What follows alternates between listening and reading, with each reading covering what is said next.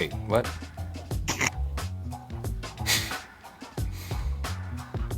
Okay, I think it's working now.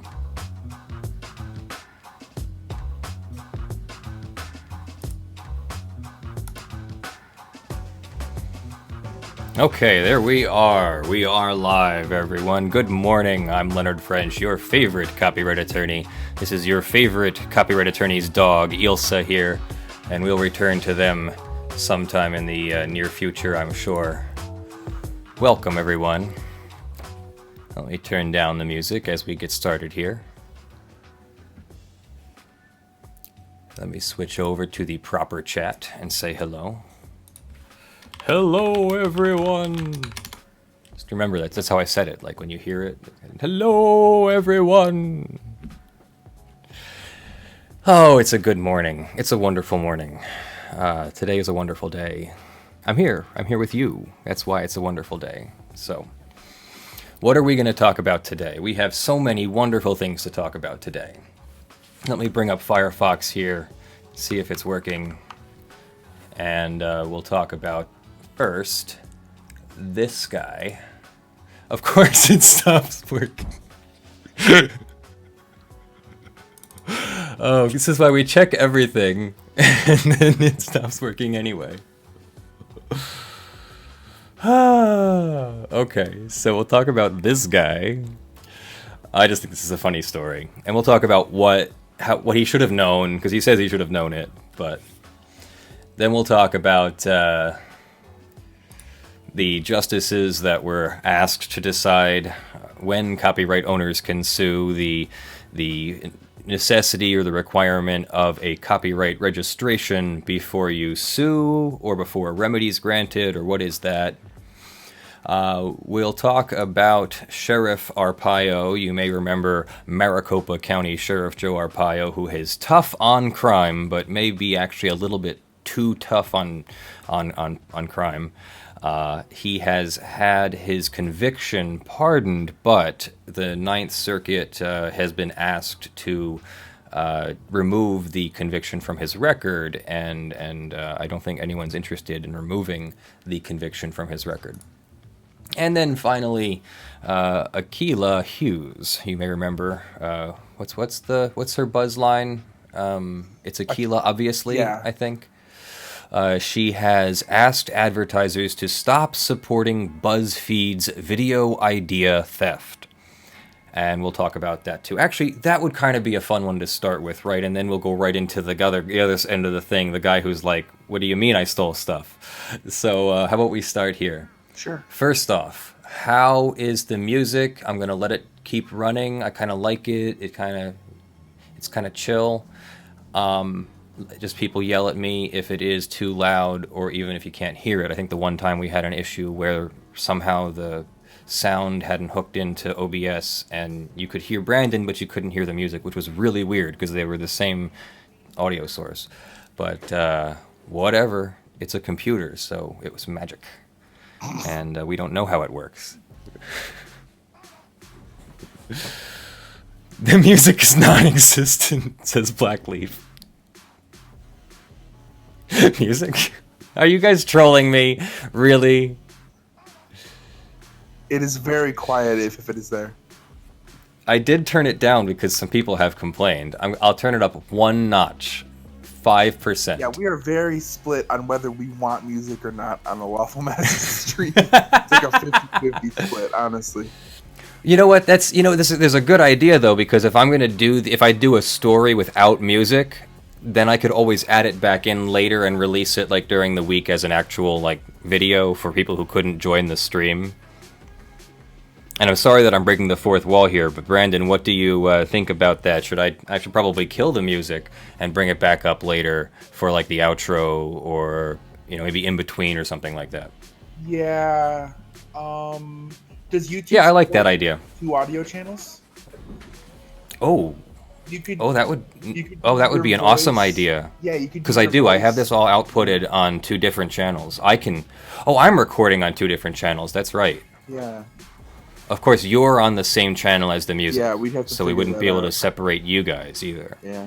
Okay, so you guys don't care about that. So I'm gonna just turn down the music, I would like the music, but I also can't, do the story the way I want with the music playing now that I figured it out. So, all right. So, Akilah Hughes has asked advertisers to stop supporting Buzzfeed's video idea theft in a change.org petition. I think Philip DeFranco reported on this, but I didn't want to use his video or anything.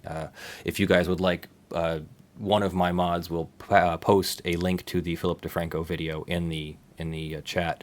I am more than interested in promoting all the YouTubers and everything. As much as the platform is having its growing pains, I'm still hopeful, and hopeful's a good word about the platform. So apparently BuzzFeed, which is a lesser version of Reddit, there I said it.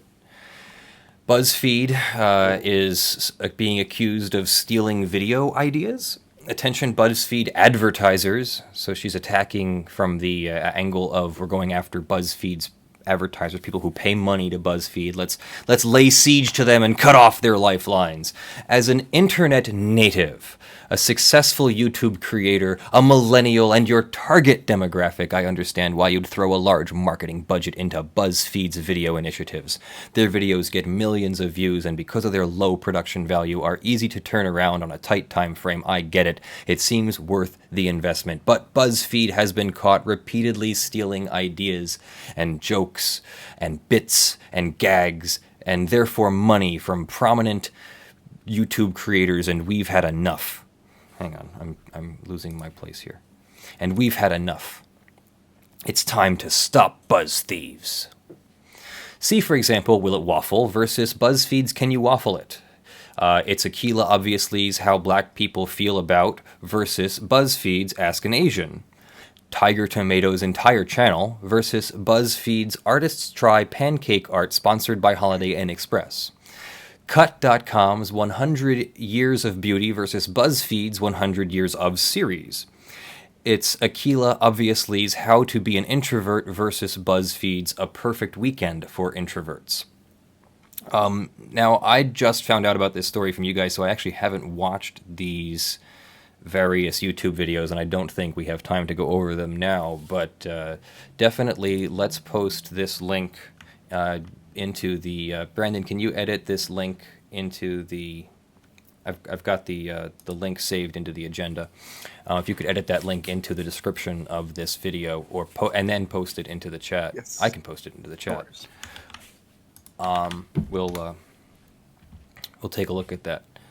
So that's interesting. If BuzzFeed is taking these channels' ideas and turning them into new copyrighted works, that's kind of a questionable practice. It's a little bit unethical, but joke copying and stuff is really not that terribly illegal as long as you write your own version of it. Basically, nobody can copyright the idea that, man walks into a bar is funny. You can copyright your very specific version of it. A man walks into a bar and there's a horse and there's a cactus and, etc. Then that's something. If I develop that joke out and turn it into an act, and then somebody copies that act and tells the same joke and does the same act, then that's much more closer to copyright infringement, if not actual copyright infringement of a performance or such. So, what they're doing here is probably pissing people off because it's low-hanging fruit. It's easy to do. In the same sense, though, I'm doing something similar, guys. Like, let's pull back the green curtain here. I pay for a news service that feeds me facts and information at a faster rate than I can peruse the internet and Pacer and such and find it. And then I summarize those stories here on this stream, and I try to find other stories, and you guys submit stories. So it's not like we aren't all doing a little bit of shortcutting whenever we can. It's just how effective and ethical your shortcutting is, I guess. And in this case, she's literally accusing them of copying the ideas. It's more or less legal to copy ideas. It's not legal to copy the expression or the actual underlying idea. So, yes, if there's literal plagiarism going on, then every one of these people should be talking to an attorney about suing BuzzFeed for doing that, because, hey, millions of views means lots of damages, means lots of profits that can be disgorged. And so definitely, if those people are that injured, they should be talking to an attorney. But I'm guessing that the reason why we're seeing a change.org petition and not a notice of a lawsuit or something is because it hasn't been so close to copyright infringement or so far over the line that anyone is really willing to put down the money or time or effort to sue. If Aquila really is a successful YouTuber with millions of followers and such, I'm sure she could raise a relatively small amount of money to get the attention of an attorney. And no, I'm not offering either. I'm in the middle of the Imagos case right now. But if she's looking for that kind of representation, I think she could probably afford to get the attention of someone at least to tell her whether she's got a case. And from there, she'd be able to do more than just a change.org petition. But I also understand that a lot of people express themselves this way. It goes on, this isn't parody, this isn't homage, this isn't a coincidence, this is a deliberate initiative on BuzzFeed's behalf to undermine the hard work, etc., etc. Well, that's great. If those things are true, then that would be discoverable evidence in a lawsuit, and you'd be able to make the claim that they have a policy of this copyright infringement, and you'd probably be able to join all of these plaintiffs into one lawsuit, provided that they're all in a different state than BuzzFeed. But even if they're not, I'm sure you could find the proper jurisdiction using other means. But whether it has to be one lawsuit or two lawsuits is what I'm saying. So if they're really doing that, then this is discoverable. Their communications, their emails and things would be discoverable information. You put them on notice that you plan to sue them, tell them to preserve evidence, and ask for discovery of that evidence and see if you find what you're looking for. It's more than a fishing expedition if you really have any evidence that this is kind of a policy or something like that.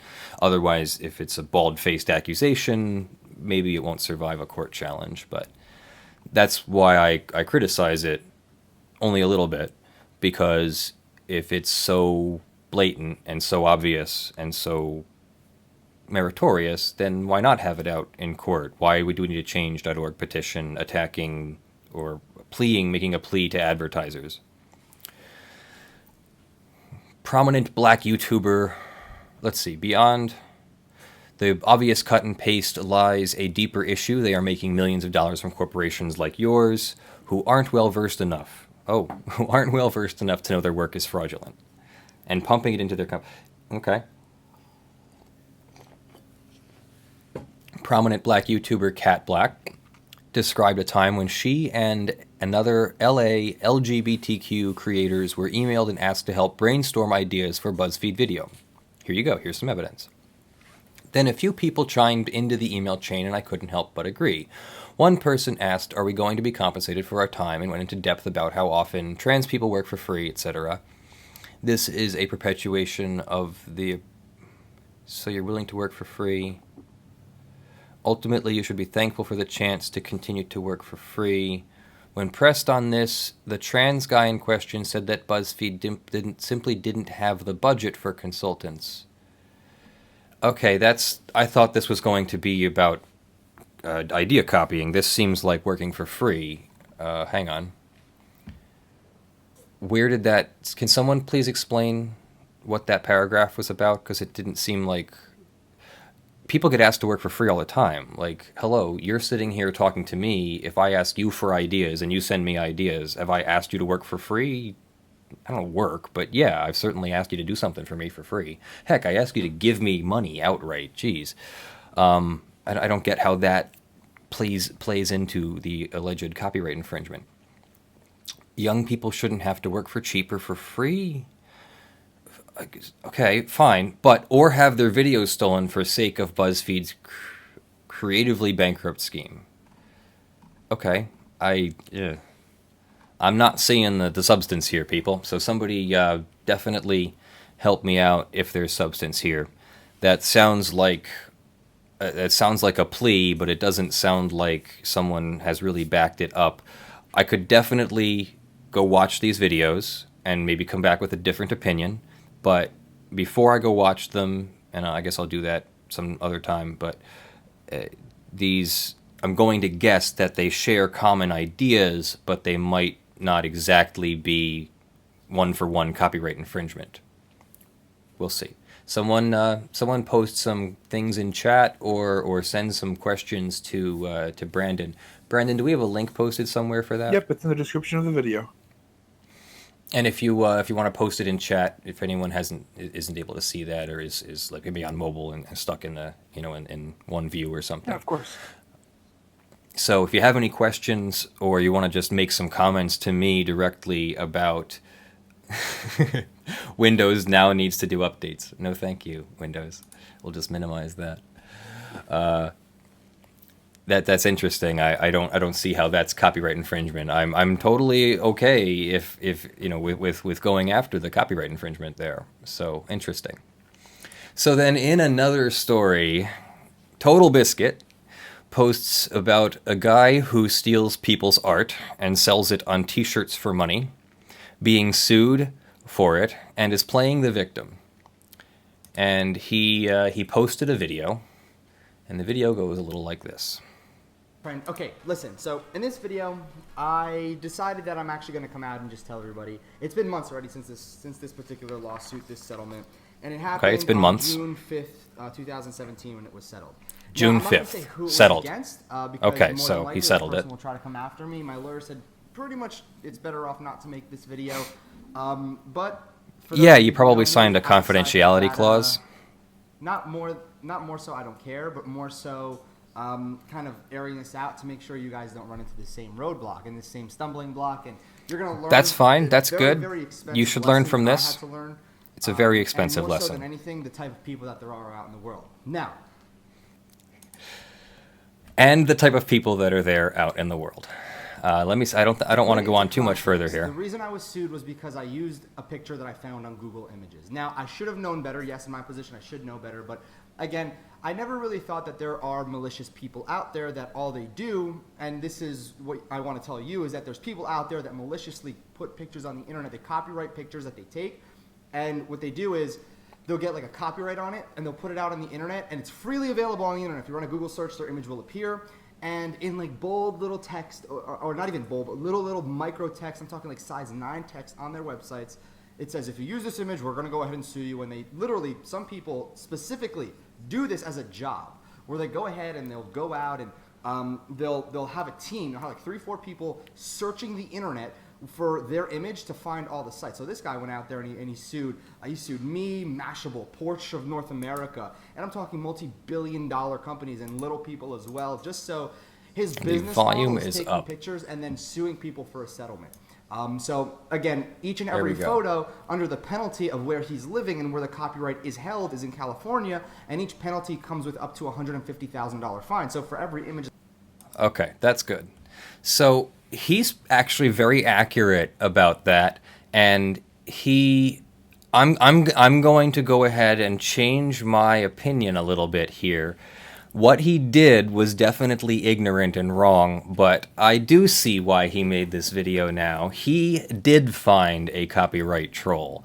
Now, I'm not saying that this is the legal definition of a copyright troll, but the colloquial definition of a copyright troll.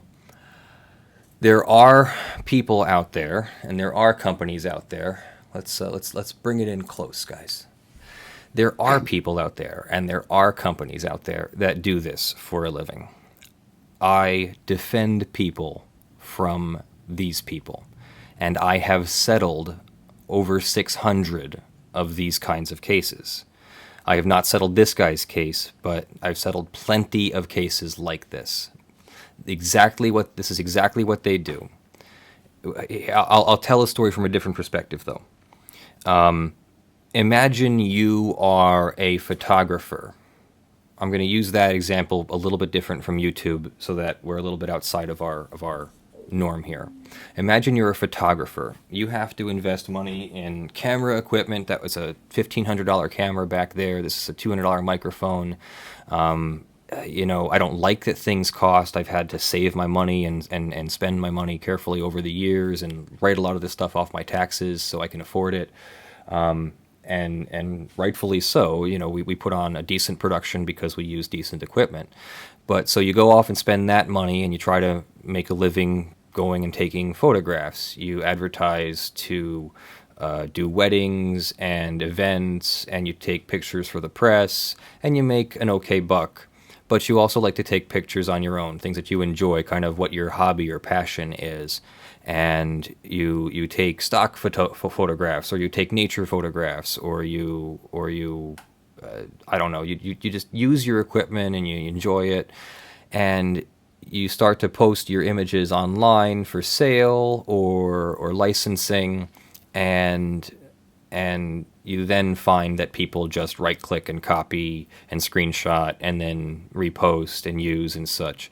And some of it's good because it's saying how much they like the images that you have. It's social media, just sharing, hey, look at this awesome image.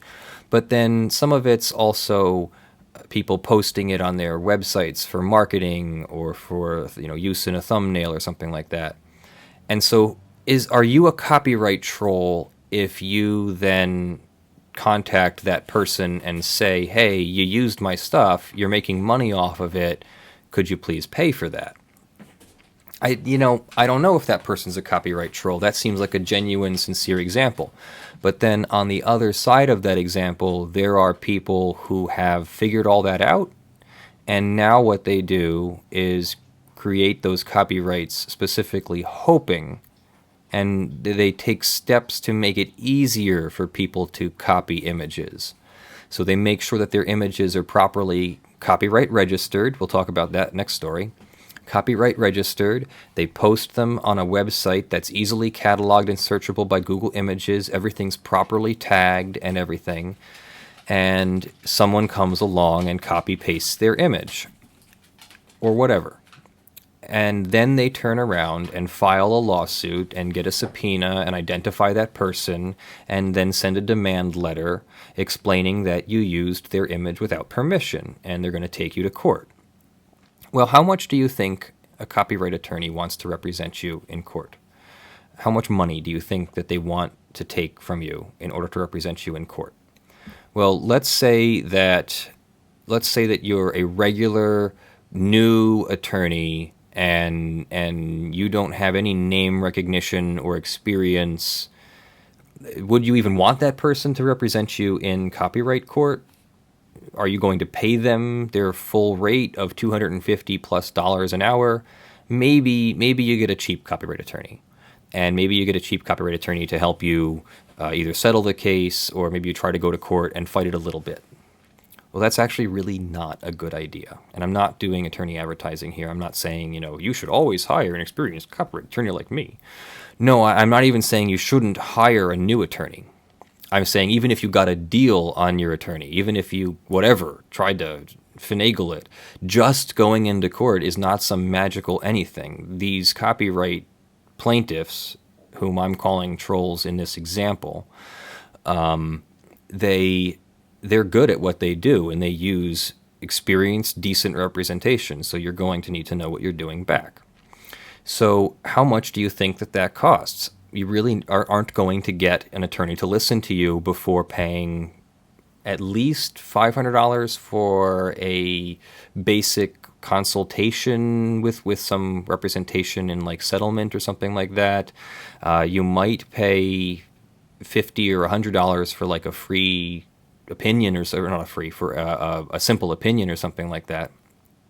But if you need to go to court, they're going to want $2,500 to get started, and many attorneys have figured out that clients don't often come through with the bill after the case, and so they want more up front. I know some Philadelphia attorneys that charge $10,000, $15,000, $20,000 just to get started on a copyright case, any copyright case. And why? because if this guy from the Shopify store decided to oppose the copyright troll that sued him, he would have to respond to the complaint with an answer. He'd have to maybe file a motion to dismiss before that. Maybe he would try to get some kind of claim in on a counterclaim. Each one of those things is a few $1,000s or maybe 10 or 20 hours in attorney time getting together. So he would have to defend himself for at least a few $1,000s. So how much money do you think a copyright troll plaintiff is looking for in nuisance litigation? You guessed it, just underneath that couple $1,000s. Now, what is that number? Nobody knows. Each one of these cases is a new negotiation. I've had some that were very low and some that were very high, and I'm not allowed to discuss specific numbers because I too am bound by confidentiality clauses. But these cases really are worth a few $1,000s each just for copy pasting an image to your Shopify store. Not only is it copyright infringement, but your Shopify store makes money off of things, and I'm assuming that he wasn't copy-pasting an image like in the background or something, which doesn't make it right, but maybe that's a little bit more defensible. It sounds like he was actually copying images and using them on the products he was selling, not just his marketing materials or website, which again is bad enough, but this sounds like it was an actual commercialization. So even I would probably go after him if he was selling my photos on his site without paying for any licensing fee to me. I'm not, most of the time the photographer is not looking for millions or even thousands of dollars in licensing fees. One of my videos has had millions of views. It's an anonymous video out there. I don't have my name attached to it. And licensing fees that people pay me for that video are a couple $100. That's it, when they want to use that in a story or something. And they make a few $1,000s then off of it. And all I want is a couple $100, and they use their systems to market that and make that video go viral again. And every couple months, another licensing fee comes through. It's pretty cool, actually, when it works. This is what this guy's doing, but he's not paying the tax. He's not paying the licensing fee. He's not paying it backward to the people who provided him with the material to then make the money. It's not some fountain that springs up from the ground and he who finds it can sup from the fountain. These are people's copyrighted works that they're creating. On the other hand, I feel bad for him because it sounds like he found one of these trolls that actually does set up a website specifically to catch people and go after them. So how do we feel about that? What do you think about websites that go after people for copyright trolling or copyright usage, even if the usage... Well, see, I don't know. I don't really have a problem with going after this guy's use, because that's really a egregious misuse of somebody's copyright to post it on a t-shirt. Sveinung Torrestal, thank you for the Norwegian Kroner 100. I was going to say something about the case, but you covered it. So just received some coins from the Supreme Nordic Nation. Uh-oh, I sense a Scandinavian tipping war coming in. Let's start the Scandinavian bidding war. Can I get the... No, I'm not even going to. I feel bad. So you don't have to give me money just to... Give me all the money just to prove your point. Fine. Oh well. Well, I was going to make a joke about supping at a fountain, but that might come off wrong, so I'm going to stop there. The next story that I wanted to talk about was this one. Justices asked to decide when copyright owners can sue. So the Supreme Court has been asked to decide when copyright owners... Let's go back to the beginning of this document. When copyright owners are allowed to sue... Oh, we have dog activity. I'm going to interrupt this story. We have dog activity. Hello, would you like a treat? Would you like to get a treat on camera? How about that? Huh? Good boy. Good boy. We're going to take a dog break for a second. Dog break, everyone. We'll go back to the story in a second. I think everybody would be totally cool if this was a dog stream with law breaks. Okay, back to the dogs in a moment. All right, starting over. Breaking news, dogs! Oh, I love you, my boy. Thank you for that. You are the best. Definitely broke our news. That was cute. Oh, now they're going to go eat breakfast, and you're going to get to hear the crunching in the background. Brawl has given 200 Swedish kroner for Sweden for honor. All right. So the Fourth Estate Public Benefit Corporation has petitioned the Supreme Court of the United States, I think it says the Fourth Estate is the versus wallstreet.com LLC. And I have a feeling that this case is not about wallstreet.com, or rather this petition is not about wallstreet.com.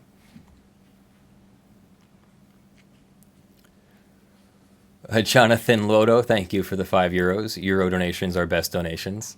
And Svarning Torestal, again, was that a cat on the lampshade?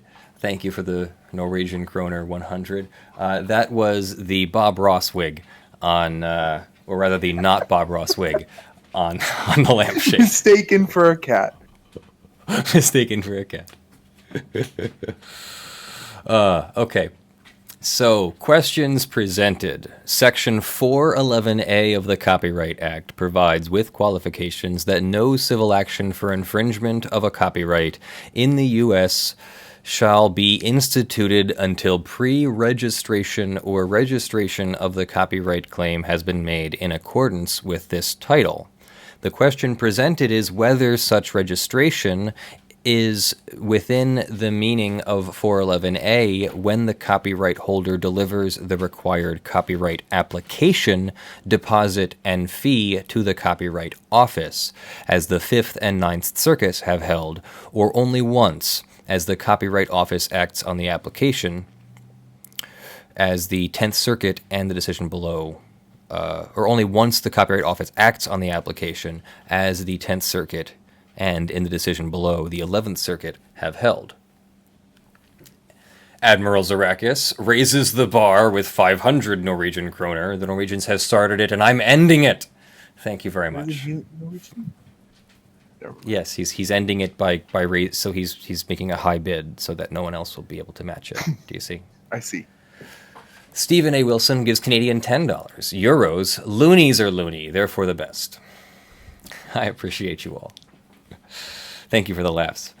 So petitioner is Fourth Estate Public Benefit Corporation. I don't know who they are. Respondents are wallstreet.com. So when we say petitioner, we're talking about Fourth Estate, the plaintiff in the case. So in every one of these petitions, you may remember, this is a petition for certiorari. This is asking the court to review this case, the Supreme Court of the United States to review this case. And this is the weird book format that they put it in. And so here's your table of contents. Here's what it actually looks like. It looks like they've scanned the actual book. I really like that they do this now so that people can see what the actual book looks like. And why it costs $3,000 or more to file this book. Because you have to create it specially like this. Reasons for granting the petition. The court should grant review to resolve a conflict among the courts. On a matter of significance, the Court of Appeals are divided on the question presented and will remain so absent this court's review. The question presented is important. The question provides an appropriate vehicle for resolution. This case provides an appropriate vehicle for resolution. The 11th Circuit's conflicts. A careful reading of the statute's text establishes the 11th Circuit's construction is incorrect. The 11th Circuit's interpretation is inconsistent with the Copyright Act.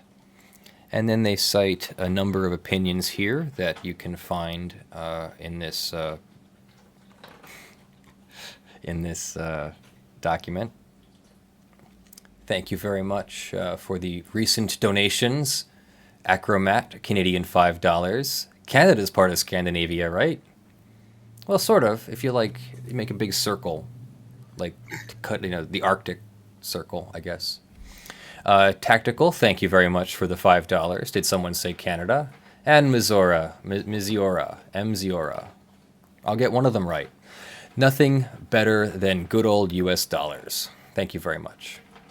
Mary Jones, thank you for the 1,000 yen. Love your videos. Wish your live stream was earlier, even earlier. Yay! I made it early on my Sunday morning to try and help worldwide audience, and I'm sorry, you just happen to be in that not so sweet zone. I could try changing up the time of the stream, but I feel that might just be worse than having to ask you to either watch now or maybe watch later. So I apologize for that, and I really appreciate your patience with all of that. Let's see here. Let's just fast forward here. The Fourth Estate Public Benefit Corporation respectfully petitions for a writ of certiorari to review the judgment of the 11th Circuit. And I apologize for the dogs chewing in the background, but you know how much we love them. Yes, you dog. Yes, you are the dog. You are the dog that I've talked about. The opinions of the Court of Appeals reported here, 856 F. 3rd, 1338. The order of the District Court granting respondent's motion to dismiss is not reported, etc. Jurisdiction, etc. Introduction. The 11th Circuit's decision deepens division among the circuits about a question that arises at the start of most copyright infringement cases: whether the copyright holder registered the work with the Copyright Office before suing for infringement, as 411A of the Copyright Act requires.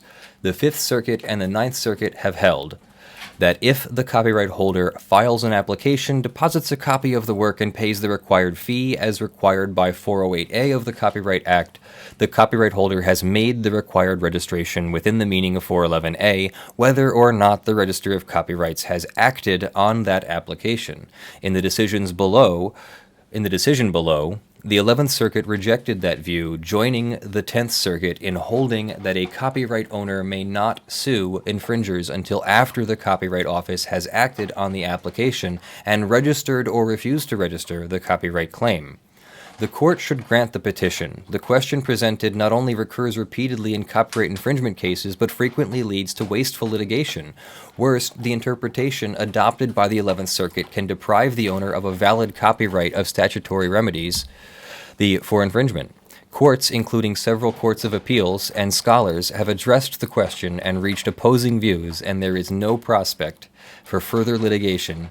That further litigation will resolve the conflict among the circuits.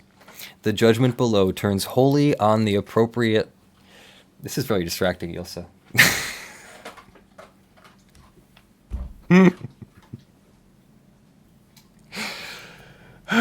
Okay. Lots of editing on this story, huh? Well, we'll just take this break to recognize all of the donations. All of Leonard's time that has been wasted. Let's turn on the dog cam for a moment. Yeah, let's take a break to recognize all of Leonard's editing time that will be wasted later to make this into a video.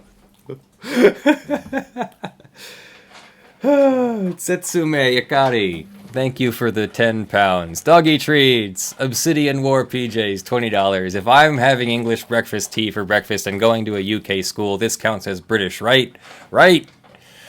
Quintnet Tech, do you prefer your phone to have the headphone jack on the top or bottom? And what phone is your daily driver? Also, USD is the best. Thank you for the $5. Melissa O'Connor, thank you for the Australian fiver. Have some Australian love, too. Good, Ilsa. Good girl. Here, have a treat. Have some treats. Go lay down. Go downstairs. Go lay down, honeys. Here you go. Go lay down. Go lay down. I love you so much. I do. Okay.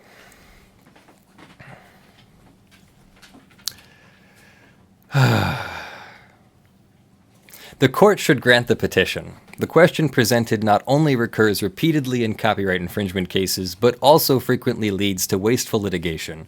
Worse, the interpretation adopted by the 11th Circuit can deprive the owner of a valid copyright of statutory remedies for infringement. Courts, including several courts of appeals and scholars, have addressed the question and reached opposing views, and there is no prospect that further litigation will resolve the conflict among the circuits. The judgment below turns wholly on the answer to this question, making this case an appropriate vehicle for this court to resolve it. Further, the 11th Circuit's decision is incorrect. The Copyright Act uses the phrase registration has been made to refer to the action of the copyright holder in following the required procedures for registration of a copyright claim. The Court of Appeals misread the statute by focusing solely on the word registration, which by itself can refer to the action of the copyright holder or the Copyright Office, rather than reading the word in context. Moreover, the correct statutory reading leads to a far more sensible result because the rule adopted in the decision under review leads to pointless delay and may prejudice the rights of copyright owners despite their compliance with the statute's requirement. So they go into some statutory background here. Copyright Act protects original works of authorship, requires registration. Such registration is not a condition to copyright protection. A copyright owner may obtain registration by depositing a copy of the work along with the application and the fee.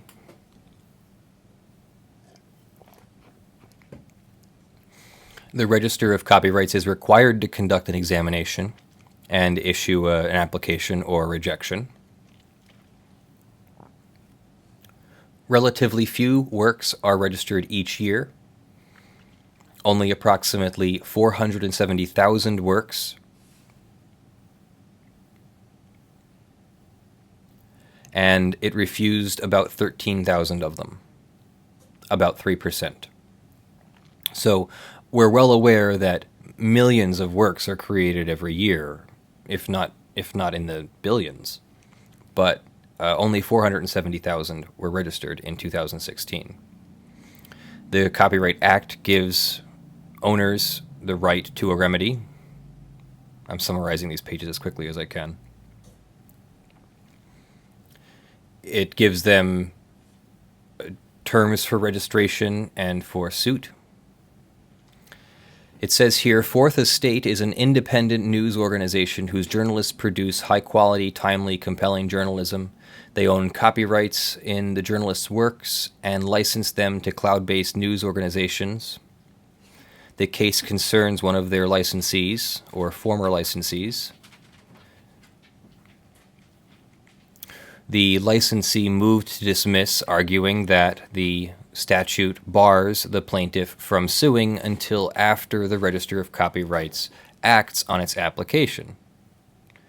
Recognizing that this case required it to decide an issue that has divided the circuits, the 11th Circuit held that the text of the Copyright Act required dismissal, aligning itself with the 10th Circuit and expressly rejecting the contrary view of the 5th and 9th Circuits. The court stated that the Act defines registration as a process that requires action by both the copyright owner and the Copyright Office.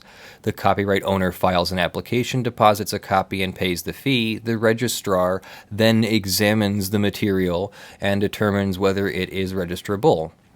The court held that the use of the phrase after examination in 410A must describe the procedure that the registrar follows in registering a claim. It makes explicit that an application alone is insufficient.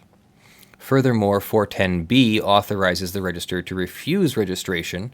The court believed that if the registration occurred as soon as an application was filed, then the Register of Copyrights would have no power to refuse registration. The court rejected plaintiffs' contrary arguments based on other provisions of the statute.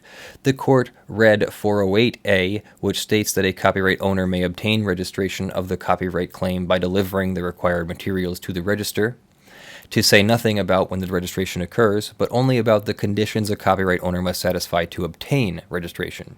It likewise found insignificant that 410D provides that the effective date of registration is the date of application. In the court's view, that section supports its rule because registration occurs only after the Register of Copyrights deems an application to be acceptable. The court also acknowledged the harsh result that its rule, together with the statute of limitations, can bring. An owner who files an application late in the statute of limitations period risks losing the right to enforce his copyright in an infringement action because the time needed to review the application. But, in the court's view, this potential loss encourages the owner to timely register. So, interesting case. So, as this stands, if you are in the 11th Circuit or the 5th Circuit, I forget which one it said.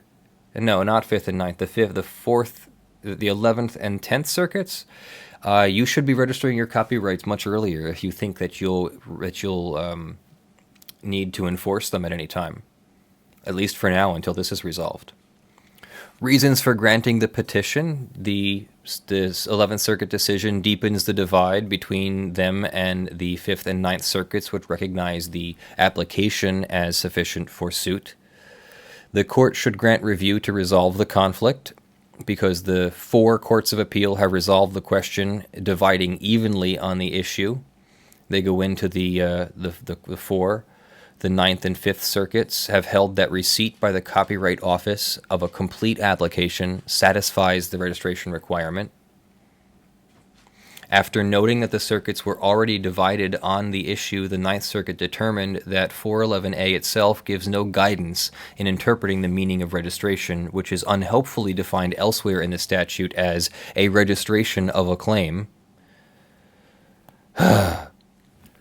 The court found the language of the statute as a whole likewise to be ambiguous. Because the court found the statutory language to be ambiguous, it sought to discern its meaning by looking to the broader context and purpose of the statute. The court concluded that allowing a copyright holder to sue once it had submitted its complete application better fulfills the purpose of the statute. The court noted that this approach avoids unnecessary delay, which could permit an infringing party to continue to profit from its unlawful or wrongful acts. The court emphasized that 411A allows a party, after applying for registration, to litigate the claim whether the Copyright Office accepts or rejects the registration. Requiring a copyright holder to wait until the Copyright Office has acted creates a period of legal limbo in which the suit is barred. At the same time, allowing a copyright owner to sue while the application is pending does not impair the central goal of copyright registration, because the copyright holder is nevertheless obligated to submit the information necessary to add the copyright to the Federal Registry. So, by contrast, the 10th Circuit, like the 11th Circuit, has held that the plain language requires a copyright owner to await the office's action before he may sue. The 10th Circuit has the view that no language in the Act suggests that registration is accompanied by mere receipt of copyrightable material by the Copyright Office. Until the registrar affirmatively determines that copyright protection is warranted, the court held registration is not made within the meaning of 411A. The court found this reading to be bolstered by 410A, which requires the registrar to register a claim only after examination, which allows the registrar to refuse registration. The court noted the contrary view of the 5th Circuit and acknowledged that it has some appeal, noting that it is odd that one can process a copyright but be unable to file suit until it is voluntarily registered. Whatever the practical force of the contrary approach, the court stated that there were 3 reasons to reject it. First, the court suggested that the statute does not convey certain remedies and benefits upon application and other remedies and benefits upon registration. Rather, the remedies are part of a single package. Second, the court found it is not illogical for Congress to induce registration by withholding remedies until after registration is accomplished. Third, the court found that a contrary approach would allow for shifting legal entitlements. though it did not attempt to square this observation with 410D, which makes the effective date of registration retroactive to the date that the copyright owner submits the required materials to the Copyright Office. So this is interesting. We have a legal theory in the law called relation back, and this is a great opportunity to talk about it.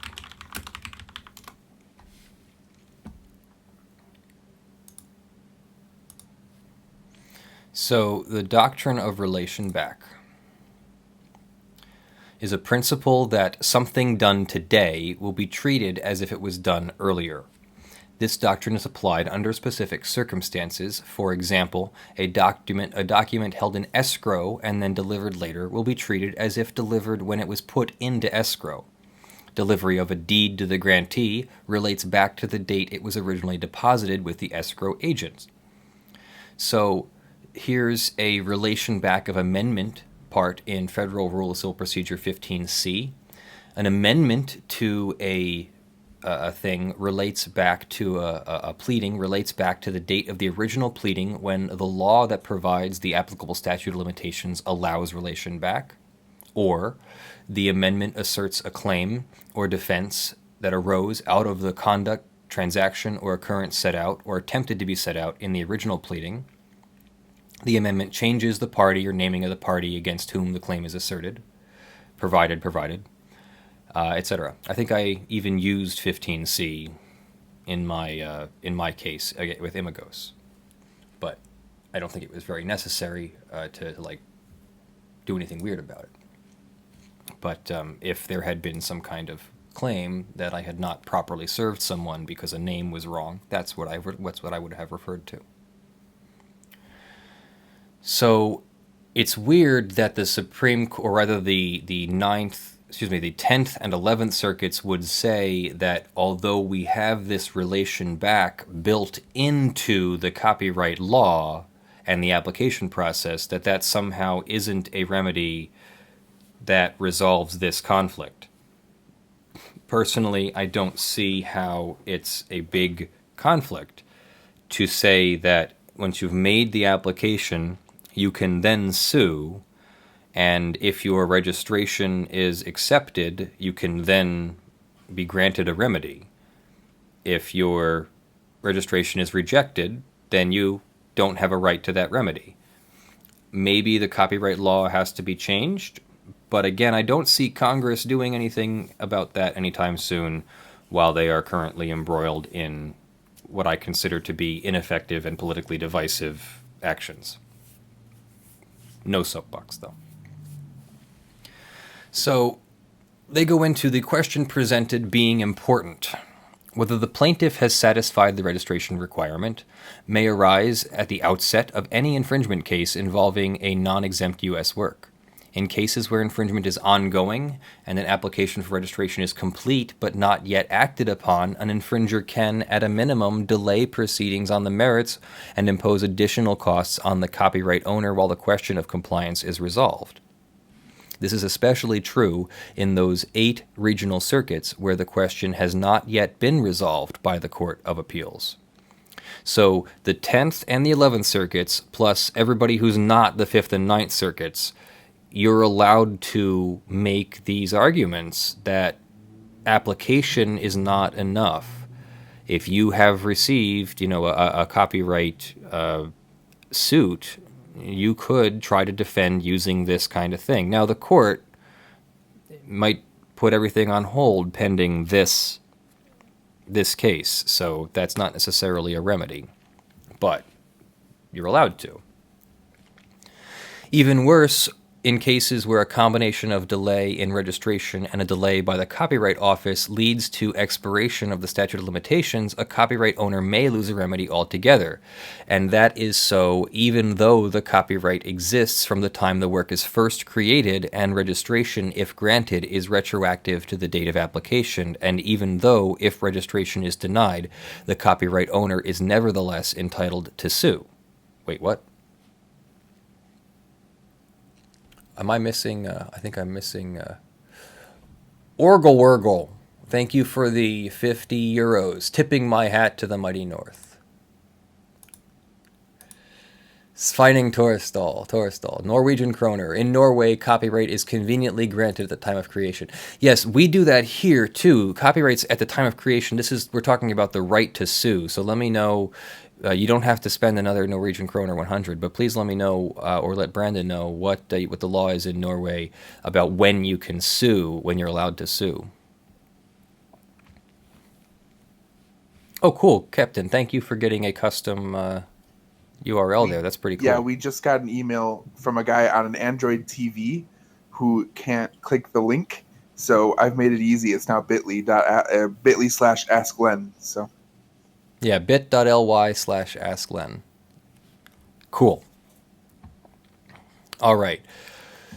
So I think I'm going to... Oh, let's finish this last paragraph. It is true that the Copyright Office has created a process for parties to request expedited special handling by filing additional paperwork and paying an additional $800 per work claimed. But that is many times the standard registration fee, and it can amount to a prohibitive sum when alleged infringement involves a number of separately registered works. For example, recordings by various artists on the same independent record label. In any event, the Copyright Act precludes the office from exacting a significant surcharge simply to ensure that copyright owners can enforce their statutory rights. So that's a very interesting case, and I really, really hope that the Supreme Court grants certiorari on that, and I hope that they resolve that in the favor of copyright applications being enough to begin a lawsuit at least. It just seems kind of an absurd result that the 10th and 11th Circuits reach. I don't know how so many people can reach that same conclusion. Maybe these judges don't create copyrights themselves, or even use copyrights, because it just seems like such an easy thing to get to that. But I don't know.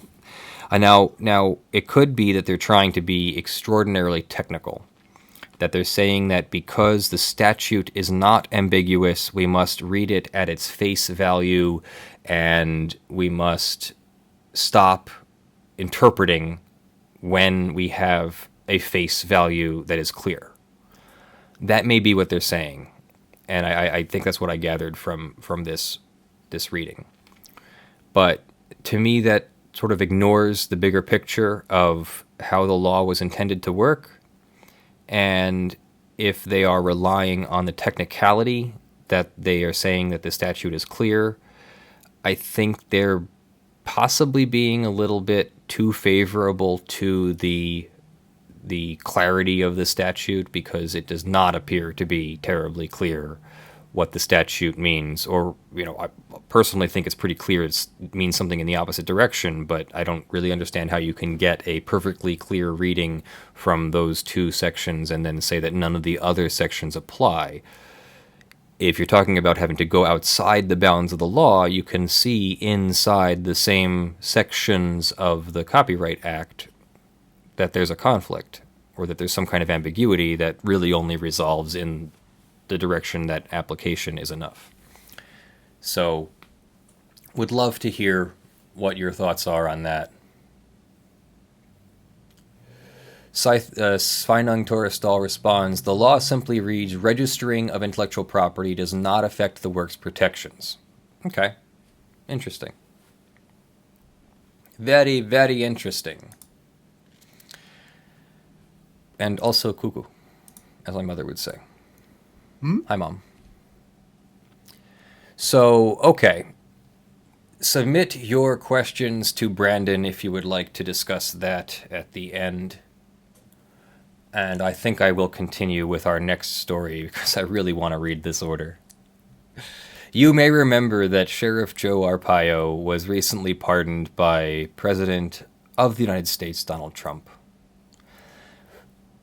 Let's just go into it. Let's just jump right into this document. In the United States District Court for the District of Arizona, United States of America, plaintiff versus Joseph M. Arpaio, defendant. This is a court order. On October 4th... Oh, wait. On October 4th, the court dismissed this matter with prejudice, while reserving on defendant Joe M. Arpaio additional request for vacatur of all orders, which was made pursuant to defendant's motion for vacatur and dismissal with prejudice. The court now considers that request. This case started with a civil contempt finding by Judge Murray Snow, G. Murray Snow, in the matter of Melendres v. Arpaio. Judge Snow referred defendant for criminal contempt on August 19, 2016. The government agreed to prosecute Arpaio, and the court issued an order to show cause on October 2nd, notifying defendant of the charges against him and setting the matter for trial. The court conducted a 5-day bench trial commencing on June 26th and concluding on July 6th. On July 31st, the court found defendant guilty of criminal contempt and scheduled sentencing for October 5th, 2017. On August 25th, the President of the United States granted defendant a full and unconditional pardon for his conviction in this matter and for any other offenses that might arise or be charged with respect to the Melendres case. Defendant accepted the pardon and subsequently moved to vacate all orders and dismiss his case with prejudice. During the motion's pendency, several third parties moved to file briefs amici curiae. Friends of the court. The court heard oral argument on October 4th. At the hearing, the court granted all motions to file briefs as amici curiae and found the pardon to be valid and dismissed the criminal contempt action against defendant with prejudice. The court then took under advisement whether to issue any further orders. Article 2 of the power of the President to grant reprieves and pardons for offenses against the United States, except in cases of impeachment. Criminal contempt is included among those pardonable offenses. A presidential pardon must be accepted to be effective. Once accepted, a full and absolute pardon releases the wrongdoer from punishment and restores the offender's civil rights without qualification. A pardon is an act of grace, proceeding from the power entrusted with the execution of the laws, which exempts the individual on whom it is bestowed from the punishment the law inflicts for a crime he has committed. It does not erase a judgment of conviction or its underlying legal or factual standings, noting that a pardon does not blot out guilt or expunge a judgment of conviction. Indeed, a pardon carries an imputation of guilt, acceptance, a confession of it. Defendant accepted the pardon before a judgment of conviction was entered. Defendant insists that it is only fair that the court vacate its verdict and all other rulings in the case. Defendant relies on U.S. v. Schaffer, wherein an en banc D.C. Circuit vacated all opinions, judgments, and verdicts when a presidential pardon rendered the case moot on appeal. But Schaffer addressed a situation much different than the present one. The legal question of Schaffer's guilt was never reached. This was due not only to the pendency of an appeal when the pardon was issued, but also to the unique procedural posture of the case at that time. Following Schaffer's conviction, the district court ordered a new trial, from which the prosecutor appealed. The appellate court reversed and remanded for sentencing. However, after Schaffer was sentenced, his petition for en banc review was granted and the sentencing order recalled. It was at that uncertain juncture that then-President Clinton pardoned Schaffer, thus rendering the case moot. The issue on appeal in Schaffer was the district court's grant of a new trial, which had effectively left Schaffer in the same situation as if no trial had ever taken place. As far as the law was concerned, no findings concerned Schaffer's guilt or innocence had been made at the time he accepted the pardon. Thus, the D.C. Circuit's seemingly broad order of vacatur in Schaffer actually asked very little of the district court, which was already poised to try Schaffer anew when the pardon issued. The matter will not be remanded to the district court with directions to dismiss the case as moot. The matter will be remanded to the district... Where did the not come in that sentence? The matter will be remanded to the district court with directions to dismiss the case as moot. The same cannot be said here. No appeal was pending. No trial was ordered, and unlike Schaffer, who elected to accept a pardon before the legal question of his guilt could be retried, defendant accepted the pardon after the question was resolved, but before a judgment of conviction was entered. Therefore, the only matter mooted by the pardon was defendant's sentencing and entry of judgment, the hearing for which was duly vacated. With nothing left to vacate, dismissal with prejudice was all that remained to be ordered. Having already done so, the court declines to order any further relief. Conclusion. The power to pardon is an executive prerogative of mercy, not of judicial record-keeping. To vacate all rulings in this case would run afoul of this important distinction. The court found defendant guilty of criminal contempt. The president issued a pardon. Defendant accepted. The pardon undoubtedly expared defendant from any punishment that might otherwise have been imposed. It did not, however, revise the historical facts of the case. It is ordered denying defendant's motion for vacatur and dismissal with prejudice, insofar as it seeks relief beyond dismissal with prejudice. There's a note here. At oral argument, defendant raised the possible preclusive effect. We'll bring this up here, thank you. The possible preclusive effect of the court's ruling as an additional reason to vacate all orders in this case. The speculative nature of this concern notwithstanding, the law actually counsels against further nullification on this basis. The fact of conviction after a pardon cannot be taken into account in subsequent proceedings. However, the fact of commission of the crime may be considered. Therefore, although the effects of the commission of the offense linger after a pardon, the effects of the conviction are all but wiped out. So, interesting case. So it turns out that Sheriff Joe Arpaio, by accepting the pardon, admits his guilt. And I'll drink my root beer to that. Wow, that's actually crazy. Wow. So he, according to the law at least, I'm sure he doesn't admit it. Or maybe he does, I don't know. I don't even remember what he was convicted of. Can we take a second to look that up? Let's go back over to Firefox. Yeah. And let's see if we can look up. I completely forget. I know it was some kind of like crime against humanity. I'm kidding. It wasn't far from it, though. It was an abuse of power. Convicted of criminal contempt. Alleged racial profiling. That wouldn't have been what the contempt... Oh, the contempt was because he was ordered not to racially profile and he continued to do it? Is that what it was?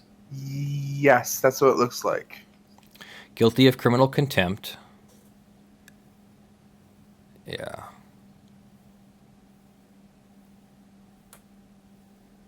Huh.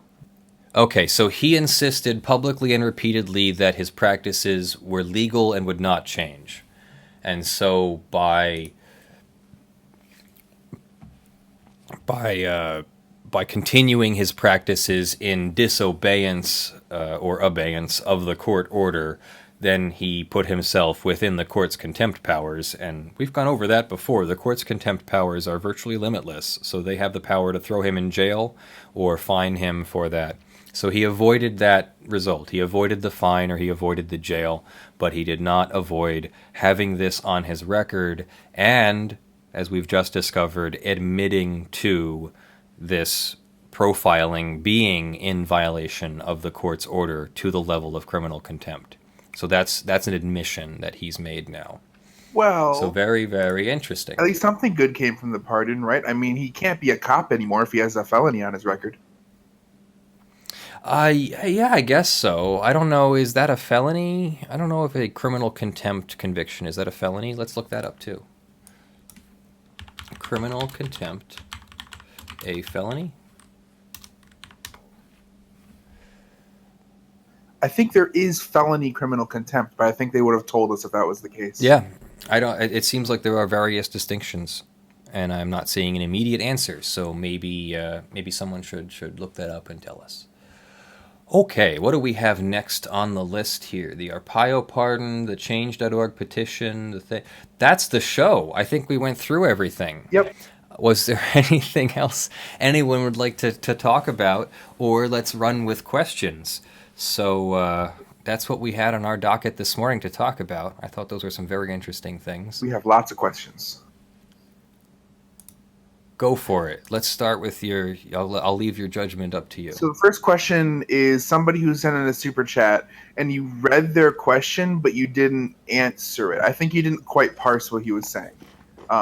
Go for it. QuickNet Tech, he asked, do you prefer to have the headphone jack on the top or bottom of your phone, and what phone is your daily driver? Oh, I did, and then I somehow got distracted. I forget what it was. I use the LG V20 right now.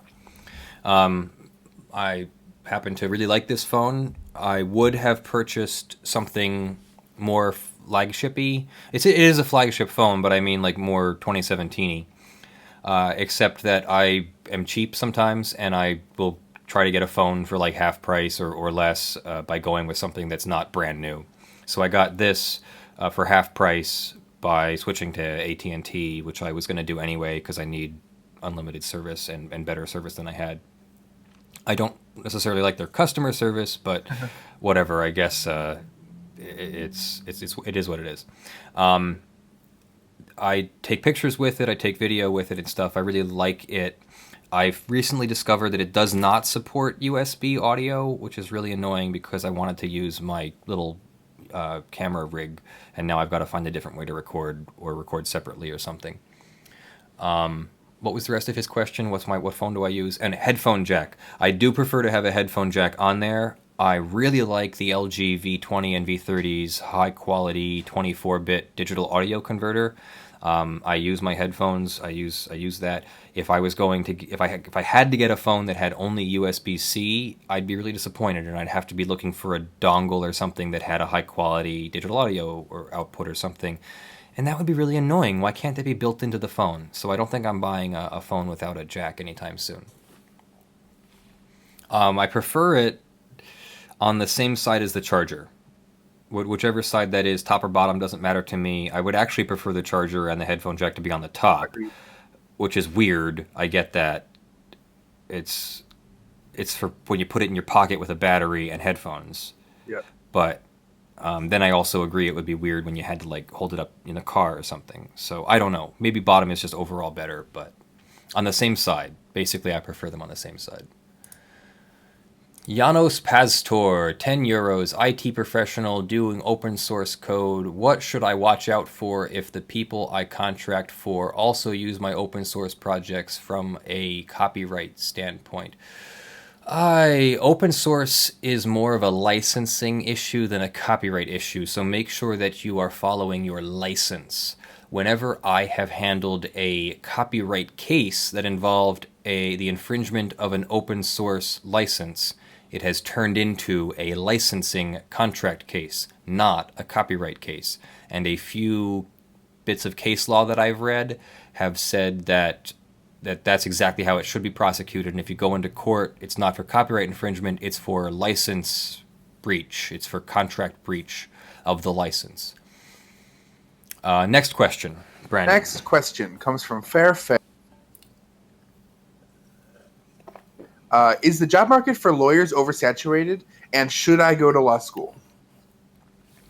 You should do your own research on that. The job market for some things is oversaturated. Other things, it's undermarketed. Other things, it's underserved.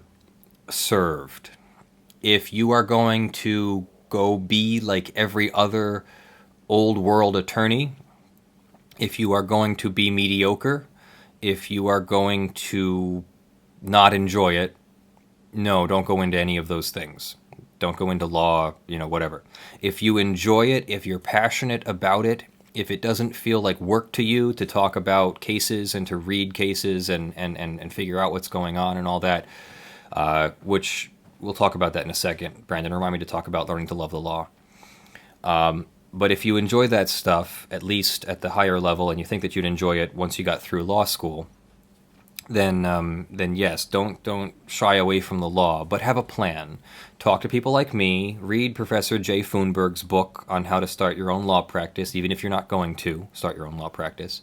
Learn about the top 10 percenters, learn about the big law jobs and how you get them, and start going and meeting people, because you're not going to get a big law job by not knowing anyone. You don't just walk into those jobs. You know somebody who has hired you.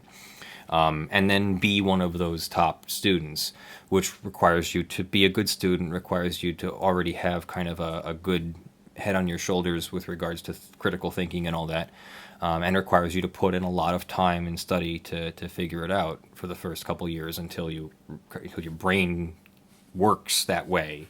And then it's much easier to read cases, and you can see some of these cases on that I can parse them in real time now, when it used to take me literally 10 minutes per page to figure out what was being said.